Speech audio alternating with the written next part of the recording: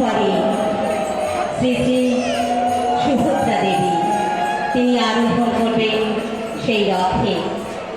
তারপরে শ্রী শ্রী জগন্নাথ দেবী আরোহণ হবে।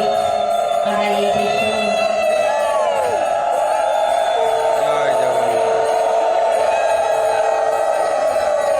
নমস্কার। দুর্গাপুর রথযাত্রা সমাজকরণ সমিতি আয়োজিত আমাদের রথযাত্রা উৎসবের শ্রী ঠাকুরের যে পুজো অনুষ্ঠিত হয়েছিল আজকে তার উল্টো আপনারা অগ্নি জনতা আমাদের এই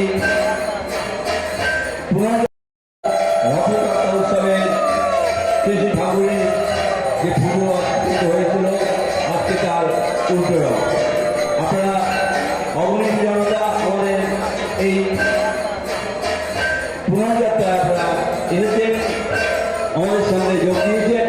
আমরা খুবই আনন্দিত। আমরা জগন্নাথকে ভূষিত জগন্নাথকে প্রার্থনা করি